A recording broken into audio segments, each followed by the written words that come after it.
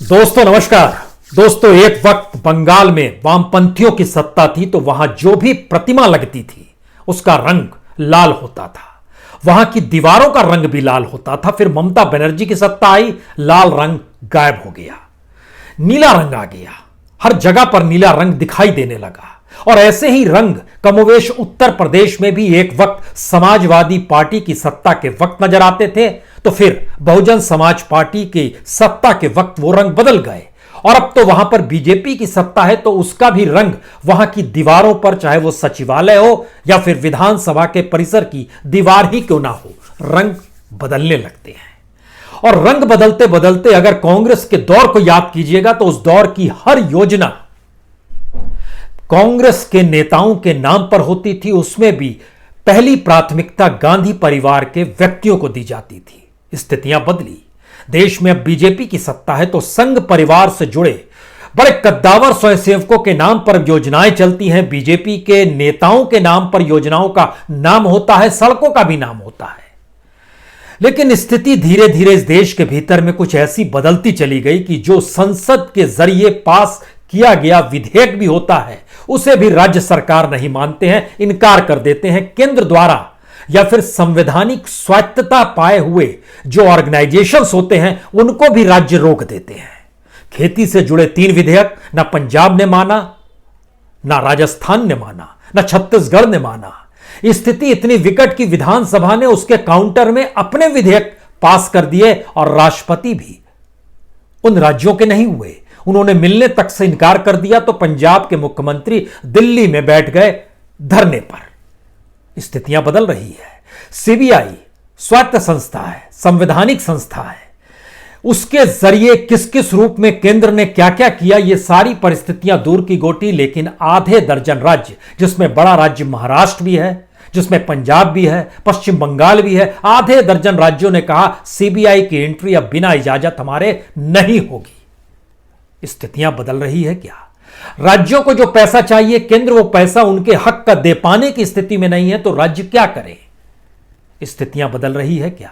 जो संघीय ढांचा था जिसमें एक दूसरे के क्षेत्र को मिलाकर इस देश के संविधान ने एक ऐसी रचना की थी जिसके जरिए एक चेक एंड बैलेंस की स्थिति नजर आती, क्या वह स्थिति भी बदल रही है क्या?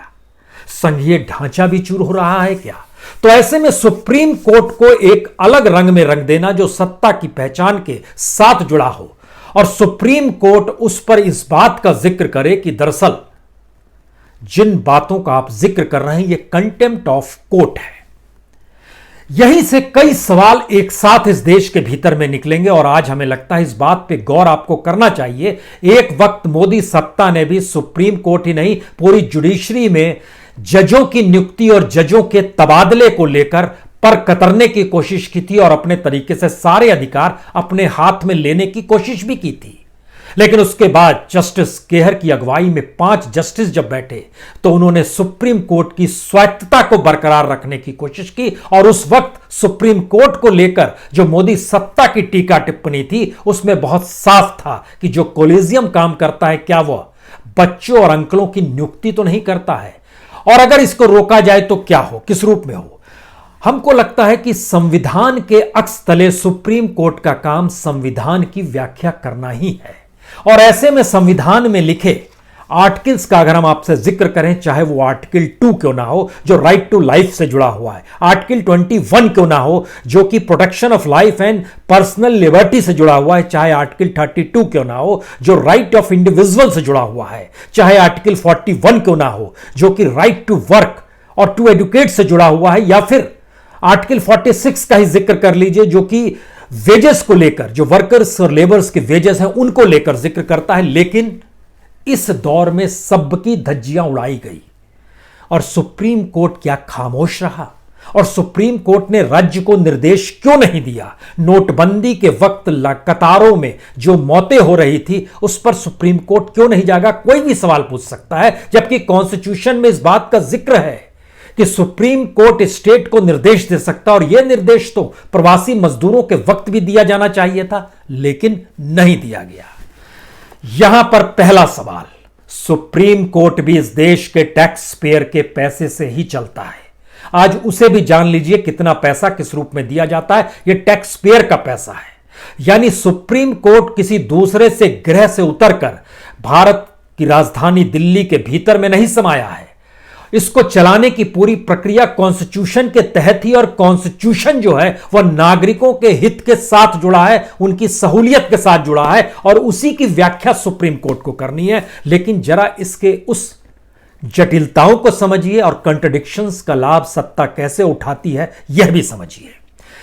जब कॉलेजियम का जिक्र हो रहा था और जजों की नियुक्ति और तबादले का जिक्र हो रहा था, उस वक्त जस्टिस केहर जिन बातों का जिक्र कर रहे थे, उस वक्त 2017 में जब कॉलेजियम ने इस बात को इनकार कर दिया कि यह सुप्रीम कोर्ट के हिस्से में आता है और गवर्नमेंट को यह अधिकार नहीं दिया जा सकता है, यानी लॉ मिनिस्ट्री यह नहीं तय करेगी कि कौन जस्टिस बनेगा, किसका तबादला किया जाए, उस वक्त 2017 लॉ डे था। वो देश के कानून मंत्री रविशंकर प्रसाद के पहले हम भाषण का एक हिस्सा आपको सुनाते हैं जो उन्होंने जिक्र किया था, और उन्होंने नेहरू का जिक्र भी किया था। नेहरू ने जो कॉन्स्टिट्यूंट असेंबली में 1949 में भाषण दिया था, यानी इस देश के भीतर में आप चूज कर सकते हैं, क्या नेगेटिव है उसको अपने साथ रख लीजिए, क्या पॉजिटिव है उसको अपने साथ रख लीजिए, उन दोनों में से चूज कीजिए। जब आप पॉजिटिव होंगे तो पॉजिटिव चीजों को रखिए, जब आप नेगेटिव चीज होंगे तो नेगेटिव चीजों को रखिए। नेहरू के जिस भाषण को उस वक्त लॉ मिनिस्टर ने कोट किया था वो हम आपको बताते हैं। उसमें नेहरू ने कहा था, कोई भी सर्वोच्च न्यायालय खुद को तीसरा कक्ष नहीं बना सकता है। कोई भी सुप्रीम कोर्ट और कोई भी न्यायपालिका संसद की संप्रभु इच्छा पर निर्णय में नहीं टिक सकते। यदि हम यहां और वहां गलत हो जाते हैं तो यह इसे इंगित कर सकते हैं, लेकिन अंतिम विश्लेषण जहां देश का भविष्य चिंतित होता है, कोई भी न्यायपालिका रास्ते में नहीं आ सकती। और अगर यह रास्ते में आती है तो समझना होगा कि अंततः पूरा संविधान जो है वह संसद का ही तो प्राणी है, उसी से तो उपजा हुआ है। और इसी के साथ जोड़ते हुए उस वक्त कानून मंत्री ने 3 साल पहले लॉ डे के दिन दिसंबर के महीने में दिल्ली में जिक्र किया था कि भारत के लोग प्रधानमंत्री पर भरोसा करते हैं। प्रधानमंत्री के पास परमाणु बटन है, और इस बात पर कि लोग उन पर कितना भरोसा करते हैं यह इस बात का परिचायक है।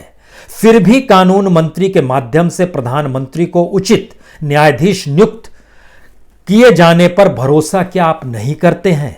जब प्रधानमंत्री पर भरोसा आप क्यों नहीं करते हैं, यह वो सवाल खड़ा करते हैं। और इस प्रक्रिया में जस्टिस केहर ने जब फैसला सुनाया था कि क्यों अधिकार राज्य को नहीं होना चाहिए, तो उन्होंने बहुत छोटे शब्दों में कहा था कि न्यायपालिका को सभी नागरिकों को भेदभाव और राज्य सत्ता के दुरुपयोग के खिलाफ ढाल बनने के लिए बाध्य है वो।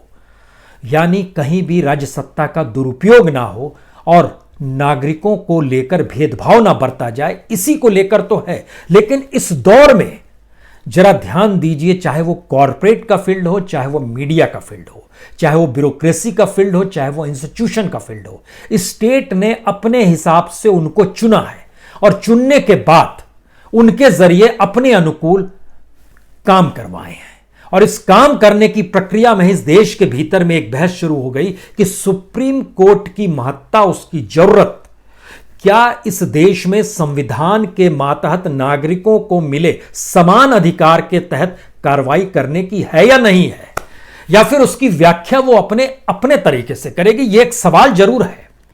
और इन सवालों के अक्स तले हमको लगता है एक बात का और जिक्र करना चाहिए।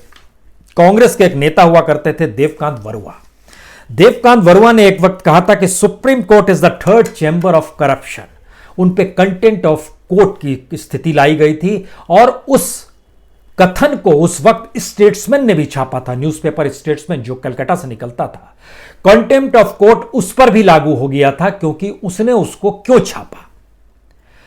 अब यहां पर सवाल है कि जो बात एक स्टैंड अप कॉमेडियन के जरिए कही गई और जो ट्वीट के जरिए उसने कही, उसको रिट्वीट करने वालों की तादाद 26,000 से ज्यादा है। कंटेम्प्ट ऑफ कोर्ट सब पर लागू होता है, जिन्होंने लाइक किया अब उन पर भी लागू होता है।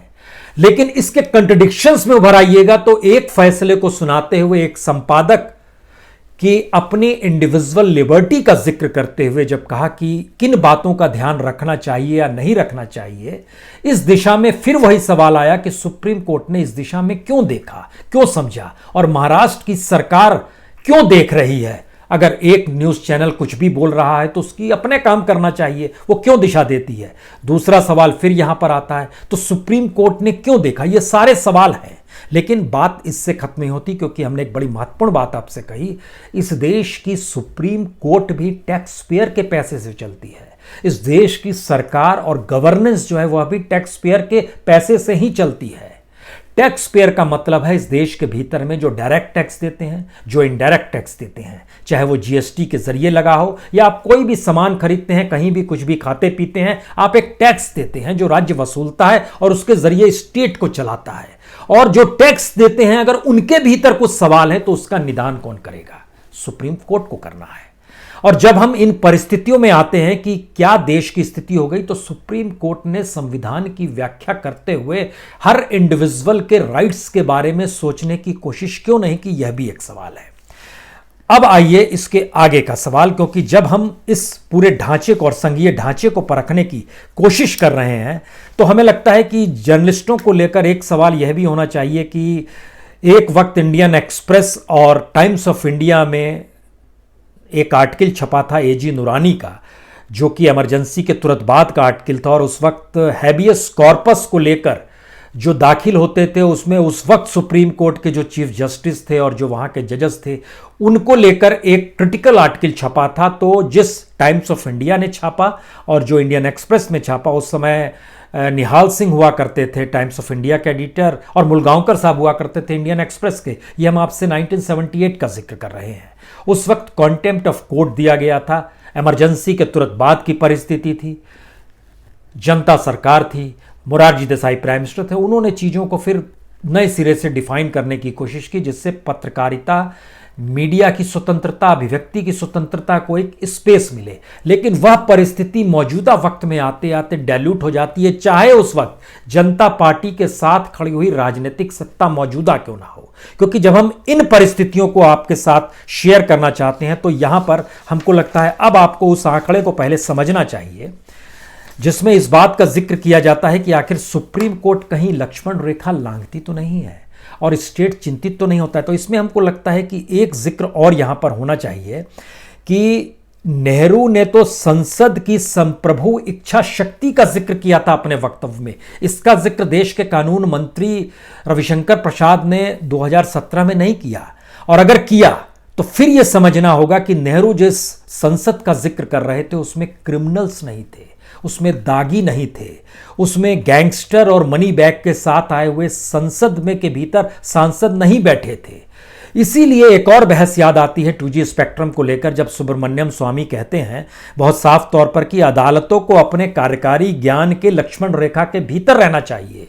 तो उस वक्त जवाब जस्टिस गोंगली ये कहकर देते हैं, जब सीता ने लक्ष्मण रेखा पार की और रावण की हत्या हो गई तब तक तो ठीक है, लेकिन जब रावण खुलेआम घूम रहे हैं तो फिर बार बार उस सीमा लक्ष्मण रेखा को लांघना इसलिए जरूरी है क्योंकि इन रावणों को कौन मारेगा। जस्टिस गोंगली उस परिप्रेक्ष्य में कह रहे हैं जहां वो समझ पा रहे हैं कि स्टेट पावर कैसे काम करता है, और इसीलिए नेहरू के दिमाग में जो पहली एक विश्वसनीयता जुडिशरी को लेकर जो बनी भी हुई थी, जो इस बात का वो जिक्र भी कहते थे कि पहले उनके दिमाग में बहुत साफ था कि 2 कोठरी जो है उनकी विश्वसनीयता खत्म हो गई है, और जो तीसरी कोठरी है न्यायपालिका उसकी विश्वसनीयता चाहे वहां पर काली भेड़े ही क्यों ना हो, इस बात का उन्होंने जिक्र किया था, ब्लैक शिप। लेकिन बावजूद इसकी विश्वसनीयता ही हमारी डेमोक्रेसी और कॉन्स्टिट्यूशन को बचा कर रखेगी। और यही वो बहस है जो चलते चलते मौजूदा वक्त में इतनी डाइल्यूट हो गई कि हम लोग ऐसे इंडिविजुअल की रक्षा की दिशा में बढ़ गए जहां पर कॉन्स्टिट्यूशन मैटर नहीं करता है। और इसका एक सबसे बेहतरीन उदाहरण हमको लगता है कि इस रूप में देना चाहिए। अमेरिका में एक वक्त कहते हैं कि खास तौर से जो वहां पर कंसंट्रेशन जब पूंजी का होने लगा तो अमेरिका में जो जॉन रॉक फेलर थे उनको वहां पर 20वीं सदी में ऑयल मैग्नेट कहा जाता था। भारत में भी इस तरीके से चीजें डेवलप की जाए, रशिया में भी इस तरीके से पूंजी का एक साथ जुड़ा हुआ किया गया है। क्योंकि भारत में जब हम जिक्र करते हैं तो आज की तारीख में कॉरपोरेट मित्र अडानी का अगर हम राइज देखें इस दौर में अडानी का जिक्र इसलिए जरूरी है क्योंकि 2014 में जब गुजरात के मुख्यमंत्री देश के प्रधानमंत्री बने तो वह जिस जेट से आ रहे थे, जो कि प्राइवेट जेट था, वो अडानी का था। यानी दोस्ती खुलेआम थी। और ये दोस्ती के पीछे का इतिहास ये था कि जब गुजरात में 2002 में दंगे हुए थे और उसके बाद खुले तौर पर अडानी ही मदद के लिए उस वक्त गुजरात के मुख्यमंत्री मोदी के साथ आए थे। ये फैक्ट है। और दूसरा फैक्ट ये है कि उस वक्त इस देश के बड़े कॉरपोरेट्स ने गुजरात का साथ छोड़ा था। उस वक्त मुख्यमंत्री मोदी का साथ छोड़ा था। इन्वेस्टर्स गुजरात नहीं जा रहे थे। सीआईआई ने विरोध किया था। कॉन्फेडरेशन ऑफ इंडस्ट्रियल इंस्टीट्यूशंस जो है उसने अपने तौर पर विरोध किया था। अमेरिका ने वीज़ा देने से मना कर दिया था। 10 साल तक वीज़ा नहीं दिया। जब प्रधानमंत्री बने तब वीज़ा दिया। ये एक फैक्ट है, ये इतिहास के पन्ने हैं। लेकिन उसके बाद अडानी ही थे जिन्होंने वाइब्रेंट गुजरात की सोच को डेवलप किया और अपने तरीके से एक पैरेलल इंस्टीट्यूशन को किस रूप में इन्वेस्टर्स के साथ जोड़ा जाए उसको शुरुआत किया। लेकिन मोदी के प्रधानमंत्री बनने के बाद 230% नेटवर्क किसका बढ़ सकता है, तो वो अडानी ग्रुप का बढ़ा। और उसका एक सफर है क्योंकि अडानी ने अपने तौर पर बड़ा संघर्ष किया। कॉलेज ड्रॉप आउट थे, डायमंड के क्षेत्र में मुंबई पहुंचे हाथ आजमाने के लिए, असफलता मिली। असफलता मिलने के बाद उन्होंने बड़े अपने तौर पर काम किए और उस काम के दौर में प्लास्टिक्स इंपोर्ट करते थे, उसका सामान बनाते थे। हिमाचल प्रदेश में अपने तौर पर वहाँ पर उन्होंने जो एप्पल्स के फॉर्म होते हैं उसको लिया, उसको किया।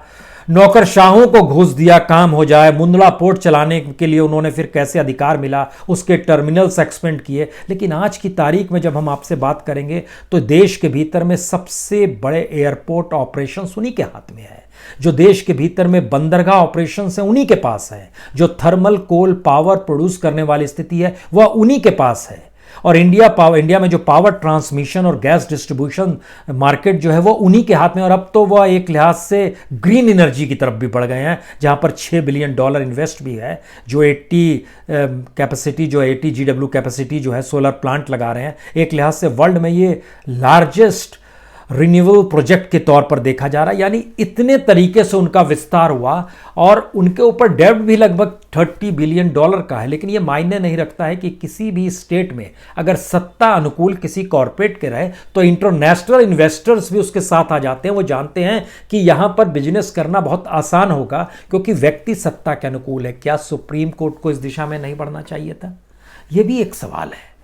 इस देश के भीतर में हेल्दी कॉम्पिटिटिवनेस नहीं डेवलप करनी चाहिए थी। मोनोपोली के साथ चीज़ें आ गई, ये क्या स्थिति है? और त्रिवेंद्रम में जब एयरपोर्ट को शिफ्ट किया गया तो उस पर तो बहुत साफ तौर पर वहाँ के फाइनेंस मिनिस्टर का कमेंट था कि जिस तरीके से ये क्रोनी कैपिटलिज्म का एक बेशर्म चेहरा है, उन्होंने वो शब्द को यूज़ किया और उस पर भी कोई ध्यान नहीं हुआ। और इस परिस्थिति से जब आप आगे निकलते हैं तो हमें लगता है कि लेटेस्ट प्रोजेक्ट जो है, अगर आप झारखंड के गोड्डा में देखिएगा, जो एक लिहाज से संथाल परगना का इलाका है, यहाँ पे आदिवासियों की ज़मीन खरीदना बेचना अभी भी मुश्किल काम ही नहीं बल्कि वो कानूनी तौर से वैलिड नहीं है।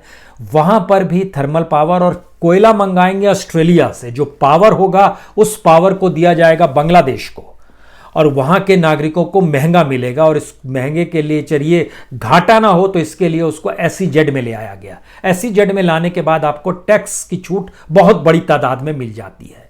यह खुले तौर पर इस देश में होता है। और ऐसे शख्स जो होते हैं जिसे छू देते हैं वो सोना हो जाता है। वो कॉरपोरेट के क्षेत्र का व्यक्ति हो या किसी न्यूज़ चैनल को चलाने वाला शख्स हो, वो जिसे छुएगा वो सोना हो जाएगा और उसकी मांग मार्केट में बढ़ती चली जाएगी। लेकिन सुप्रीम कोर्ट को एक हेल्दी सिचुएशन देश के भीतर में अलग अलग इंस्टीट्यूशंस की रक्षा करते हुए नहीं बनानी चाहिए थी। CBI को 6 राज्यों ने रोक दिया।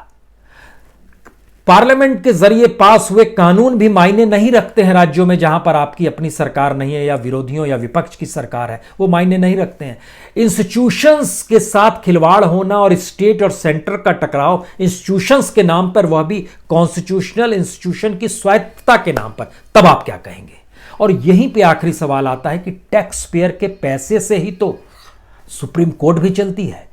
इसके लिए हमको लगता है ये जरूर जानना चाहिए कि इस देश के भीतर में जो भी पूंजी आती है वो किस बात का जिक्र, हमको लगता है सुप्रीम कोर्ट को भी ये एहसास होना चाहिए कि आखिर में टैक्स पेयर की रक्षा करना भी तो उनका काम है। हालांकि इस बीच का एक सच यह भी है कि बजट का पैसा ministry of law and justice में कम किया गया। 2019-20 में 3,173 करोड़ था, जो 2021 में घटकर 2,200 करोड़ हो गया। हालांकि इसके पीछे का एक सच यह भी है कि 2019-20 के बीच में इलेक्शन हो रहे थे, और जो इलेक्शन कमीशन का जो बजट जाता है चुनाव कराने के लिए, वो ministry of law and justice के जरिए जाता है, और वो बजट लगभग 1,380 करोड़ का था। वो इलेक्शन के लिए था। 2020-21 के बजट में इलेक्शन के लिए 487 करोड़ रुपए दिए गए। जो इलेक्शन हमने देखा कि 2020 में जैसे बिहार का इलेक्शन हुआ है, हमने देखा इसमें भी खर्च हुए होंगे, तो एक बजट रकम निर्धारित की जाती है। लेकिन इन सब के बीच भी सच ये है कि कानून को लेकर रक्षा करने के लिए जो एक बजट निर्धारित किया जाता है, हमको लगता है उसको भी जानने की जरूरत होनी चाहिए। और सुप्रीम कोर्ट खुद को चलाने के लिए उसका भी एक बजट होता है। सुप्रीम कोर्ट का बजट बीते 5 साल में दुगना बढ़ा है। 2014-15 में यह 149 करोड़ था, 2020-21 में यह 308 करोड़ हो गया है। सुप्रीम कोर्ट का बजट लगातार बढ़ा है। सुप्रीम कोर्ट पर सवालिया निशान सुप्रीम कोर्ट के जस्टिस ने ही 2018 की जनवरी में प्रेस कॉन्फ्रेंस करके इस देश के भीतर में डेमोक्रेसी इन डेंजर शब्द के साथ उठाया था, कोई इनकार नहीं है। यहीं पे सवाल है कि सुप्रीम कोर्ट को तमाम सुविधाएं भी दी गई, सुविधाएं बढ़ाई भी गई, क्योंकि जब हम मनमोहन सिंह के काल का जिक्र करते हैं तो मनमोहन सिंह के काल में 2009-10 में अगर आइए आप, जब सेकंड टर्म उनका शुरू हुआ था, उस समय सुप्रीम कोर्ट का बजट था 95 करोड़। और जब मनमोहन सिंह जा रहे थे 2013-14 के बजट में आइएगा, सुप्रीम कोर्ट का अपना बजट था 129 करोड़ रुपए उसको दिए जा रहे थे, जो बजट का हिस्सा था। यानी लगभग 34 करोड़ बढ़े 5 साल में बढ़े। जब सरकार आई मोदी सरकार, तो इन्होंने 2014-15 में तकरीबन 20 करोड़ रुपए बढ़ाए और 149 करोड़ कर दिया। 149 करोड़ 2015-16 में, 14-15 में, 15-16 में ये 40 करोड़ और बढ़ता है, 189 करोड़ होता है। 16-17 में ये और जबरदस्त तरीके से बढ़ता है और तकरीबन 50 करोड़ की बढ़ोतरी होती है, 242 करोड़ पहुंच जाता है। 2017-18 में ये 247 करोड़ हो जाता है। 2018-19 में ये 258 करोड़ हो जाता है। 2019-20 यानी पिछले साल 296 करोड़ हो जाता है। और इस बार के बजट में 308 करोड़ सुप्रीम कोर्ट को दिए गए हैं। टैक्स पेयर का पैसा है। सुप्रीम कोर्ट को इसका एहसास होना चाहिए कि इस देश में टैक्स पेयर के पैसे का मतलब बहुत साफ है, कम से कम उनके अधिकारों की रक्षा तो इस देश के भीतर में हो। जो कंज्यूमर है वह भी टैक्स पेयर है, जो कुछ भी सामान खरीदता है, और जो डायरेक्ट टैक्स देते हैं वो तो हैं ही। तो सुप्रीम कोर्ट कोई अलग से पैसा तो कहीं से ला नहीं सकता है। और जब आप उसके भीतर जाइएगा तो बहुत सारे सवाल आपके जहन में होंगे। न्याय के अलग अलग माध्यमों के जरिए जो उनको भी बजट दिया जाता है, क्या वो काम कर रहे हैं? और काम कर रहे हैं तो काम करने के दौरान उनका पैसा बढ़ रहा है या नहीं बढ़ रहा है, या फिर काम ही नहीं कर पा रहे हैं? उसका एक सच ये है कि 2018-19 में जो निर्भया फंड दिया गया था, उसका एक भी पैसा उपयोग नहीं किया गया। और 2019-20 में 140 करोड़ उसी को जोड़ के दे दिए गए, और फिर 150 करोड़ इस बार दिए गए हैं 2021 में। यह तो है जो national mission for safety of women, जो खास तौर से फास्ट ट्रैक स्पेशल कोर्ट होते हैं, उनके लिए पैसा निर्धारित किया गया। लेकिन सवाल यह है कि ये 150 करोड़ जो दिए गए साल के, क्या इसके जरिए स्पेशल फास्ट ट्रैक कोर्ट मायने रख रहे हैं? हाथरस का कांड हो गया, हाथरस पे राष्ट्रपति की खामोशी रही, प्रधानमंत्री की खामोशी रही, कोई सवाल नहीं है। सुप्रीम कोर्ट ने सुओ मोटो लेकर किस रूप में किस दिशा को बढ़ाया या नहीं बढ़ाया, और स्पीड में काम क्यों नहीं हो पा रहा है? हो रहा है तो क्या ये सीबीआई को सौंप के क्या ठंडे बस्ते में डाल दिया जाता है? क्या ये आवाज सुप्रीम कोर्ट के भीतर से नहीं उठनी चाहिए? क्योंकि कॉन्स्टिट्यूशन की व्याख्या और कॉन्स्टिट्यूशन के आर्टिकल्स में इस बात का जिक्र है कैसे आपको रक्षा करनी है संविधान की, और संविधान की रक्षा करते हुए लोगों की रक्षा करनी है, इस बात का जिक्र है बाकायदा। लेकिन उसके बाद एक सिलसिले पर आइए, national mission for justice delivering and legal reforms. 2019-20 में इस पे 210 करोड़ रुपए दिए गए, इस बार 285 करोड़ रुपए दिए, बढ़ाया गया। लेकिन क्या वो रिफॉर्म की स्थिति में और डिलीवरी की स्थिति में हम हैं? 3 करोड़ से ज़्यादा मामले अब भी लंबित पड़े हुए हैं। सुप्रीम कोर्ट तक में मामले लंबित पड़े हुए हैं, और निचली अदालतों को तो आप सोच नहीं सकते हैं। लॉकडाउन के दौर में इनकी संख्या और बढ़ती चली जा रही है। उसके बाद आइए, national judicial academy, national legal service authority, Indian law institute, New Delhi international arbitration centre, इन चारों के लिए पिछले साल 159 करोड़ रुपए दिए गए थे, इस बार कम कर दिया गया। क्या ये काम नहीं कर रहे थे इसलिए कम किया गया? इसमें लगभग 40-42 करोड़ की कमी ले आई गई, 117 करोड़ कर दिया गया। एक सवाल होना चाहिए। अगला सवाल, नेशनल एडमिनिस्ट्रेशन ऑफ जस्टिस, जो एडमिनिस्ट्रेशन पे खर्च होता है उसको कितना दिया जाता है? उसकी बढ़ गई एडमिनिस्ट्रेशन पे खर्च की। पिछले साल 416 करोड़ 16 लाख दिए गए थे, इस बार 442 करोड़ 87 लाख रुपए दिए गए। वह एडमिनिस्ट्रेशन का हिस्सा बढ़ गया।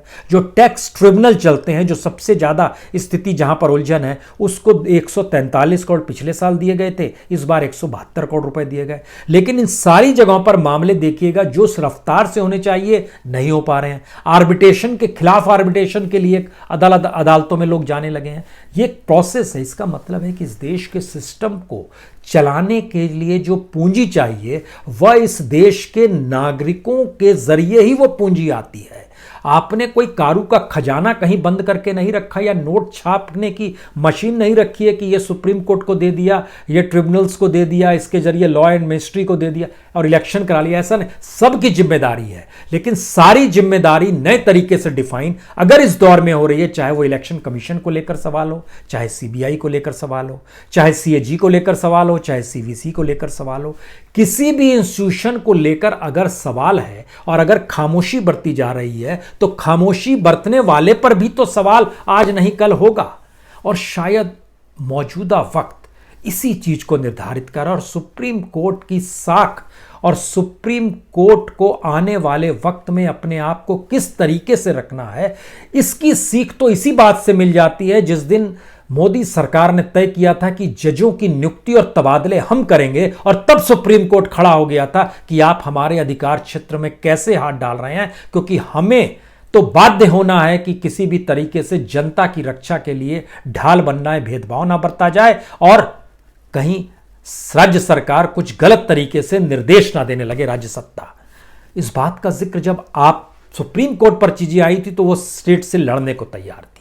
लेकिन धीरे धीरे चीजें क्यों डाइल्यूट होती चली गई, और उसके बाद स्थिति इस देश के भीतर में क्यों आ गई कि एक चीफ जस्टिस ऑफ इंडिया जो रिटायरमेंट के तुरंत बाद उसी पार्लियामेंट में पहुंच जाते हैं जिस पार्लियामेंट के भीतर जो दागी उम्मीदवार हैं, वहां पर जो करप्शन के जो चार्जेस लगते हैं उसको लेकर सुनवाई करते हुए सुप्रीम कोर्ट ने दर्जनों बार टिप्पणियां की हैं। खास तौर से वोरा कमेटी की रिपोर्ट आने के बाद से, यानी 93 के बाद से आज तक दर्जनों बार दर्जनों केसेस में की है टिप्पणी कि क्यों संसद को समझना चाहिए और संसद के भीतर एक लॉ क्यों बनना चाहिए जिसमें करप्ट लोग ना आ पाए। सुप्रीम कोर्ट का ही निर्देश है करप्ट लोग चुनाव न लड़ पाए, लेकिन उन सब के बावजूद भी खुली धज्जियां चंद दिनों पहले बिहार चुनाव जो संपन्न हुए उसमें उड़ी। लेकिन सुओ मोटो क्यों सुप्रीम कोर्ट ने नहीं लिखा, जबकि पूरा डाटा मौजूद है कितनी बड़ी तादाद में क्रिमिनल एमएलएस चुनकर अब आ गए हैं। पहले तो उम्मीदवार थे, अब चुनकर आ गए हैं जिन पे एक से एक खतरनाक मामले चल रहे हैं। तो ये एक ऐसी परिस्थिति है जब आप संविधान की व्याख्या नागरिकों के हितों के लिए ना करके सत्ता के हित की दिशा में जाएंगे, और सत्ता नागरिकों को परिभाषित अपने अनुकूल करने के लिए मीडिया का उपयोग करेगी और कहीं जुडिशरी का उपयोग करेगी, तो सवाल तो उठेंगे। और ये सवाल शायद मौजूदा वक्त में भारत की अपनी अंदरूनी संप्रभुता, अपने आंतरिक लोकतंत्र को लेकर और संवैधानिक समझ को लेकर कहीं ज्यादा तेज हो चले हैं। समझने की जरूरत शायद मौजूदा वक्त में सबसे बड़ी यही है। बहुत बहुत शुक्रिया, बहुत बहुत शुक्रिया।